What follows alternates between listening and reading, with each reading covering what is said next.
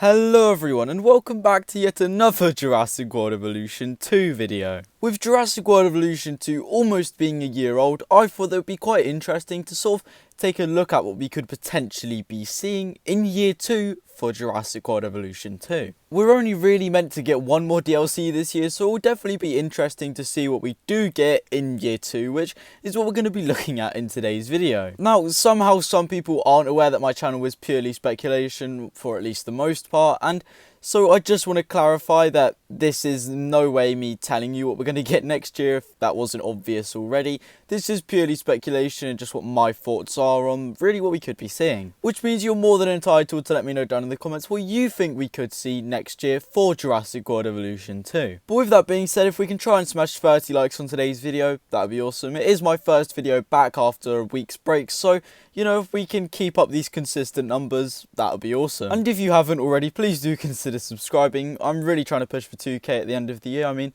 I post regular Jurassic World Evolution 2 content and plan to post many more games. But with that being said, I hope you enjoyed today's video, and let's get into it. So, year 1 isn't officially over yet, as we're still anticipating one more DLC.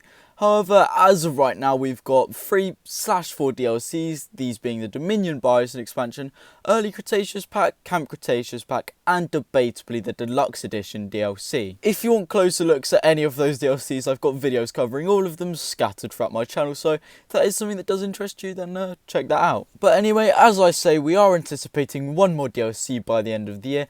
As to what that is, there's no telling. I've got plenty of speculation videos on it though. And throughout this year, we've had content scattered throughout it, albeit decorations or full-blown DLCs. However, the problem with these content drops is that they're so incredibly spontaneous that there's really no telling as to when we're going to get them. And I guess that's kind of the premise of a DLC. However, I just feel that because of the fact that they're so spontaneous and random, and you know, we can be so lackluster for content sometimes, that it really does affect JWE too. And I know this isn't an improvements video, but something I would like to see regardless in Jurassic World Evolution 2 in the future is a sort of roadmap telling us what we're going to get. Like, not nailed on telling us the DLC, but just telling us when we're going to get it, because being a content creator, that would make it so much easier to, you know, deliver speculation if I have a rough idea of how many DLCs we're going to get and when we're going to get them. And this probably isn't the best example of a finished game that's implemented a roadmap, but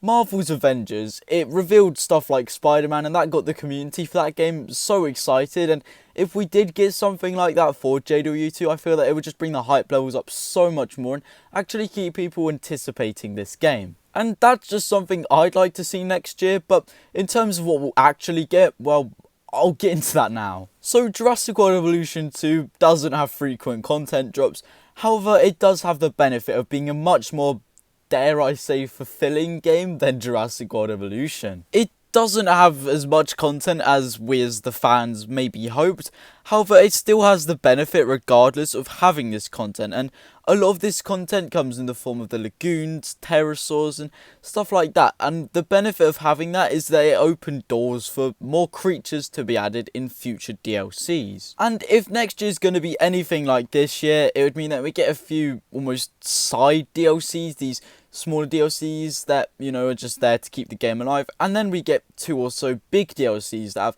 a lot of content in them that will be able to keep us playing the game for a few months, and then we get another DLC and so on and so forth. And I wouldn't at all be surprised if this big DLC is something like a marine DLC, because let's be real, one of the biggest selling points for Jurassic World Evolution 2 was the aquatic reptiles, and if we get a DLC that introduces like a Megalodon or Dunkleosteus or something like that, it would just, you know, bring the game more alive. And if we get more aquatic content, then that's just more reasons to keep playing. I have absolutely no doubt in my mind that at some point we're gonna get this aquatic DLC, and if we don't, well, that's a shame, but it's just too good of an opportunity to not include it, considering how, you know, dull the lagoons are as of right now. You know, they almost feel unfinished, so if we get a DLC, which I'm gonna say we will at some point, I mean, don't quote me on it, but I'm a firm believer we will. If you are, that's your choice, but I reckon we'll get this DLC, and I reckon it will give this game so much more life, and you know, it's almost the lifeline for Jurassic World Evolution 2. So I'm not at all saying that next year we're gonna get the Marine DLC as the sort of big major headline DLC. However, I do reckon that we will get this sort of big major headline DLC, as I say, next year. I feel we'll get something of the sorts every year, not necessarily, you know, for the next 10 years, but maybe the next 3 or so years, just to keep the game alive. And my bold assumption that actually makes a lot of sense for when Frontier are going to do their content drops is, with the next DLC expected to drop in September, I wouldn't at all be surprised if we got our September DLC, a December DLC, and then, you know, the next 3 months we get another DLC, next 3 months we get another DLC, so on and so forth. Basically, every quarter of a year we get a DLC, and I feel that's a good way to run it, but, you know, it would just be nice to have some indication from Frontier if this is how they're laying it out for the next year. I wouldn't be surprised if this is their layout, because, I mean, 3 months is a good time to actually make a DLC. Come up with a DLC, I mean, they probably don't even need to come up with it. You can literally just check my channel. I've got bare minimum 20 DLC ideas, but yeah. We know there's a new major TV show for Jurassic World coming out at some point over the next few years as well, so I'd imagine we're going to get something along the lines of that, basing off of the Dominion DLC and the Camp Cretaceous pack, but yeah. I don't want to create false hype by saying exciting things are coming, but I reckon next year's going to be a big one for Jurassic World Evolution 2, as it's really going to test Frontier, because we know, I don't want to say the game's dying, but it's definitely not got as much hype as it should for a game that only came out less than a year ago. But yeah, I feel next year is going to be the sort of make or break for Jurassic World Evolution 2.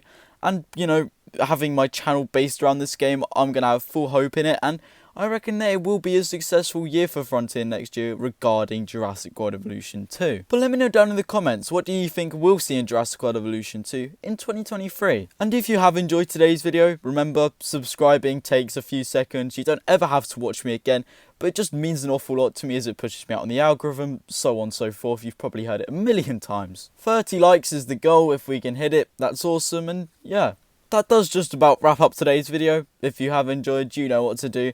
Thanks for watching though, and I hope to catch you in the next one.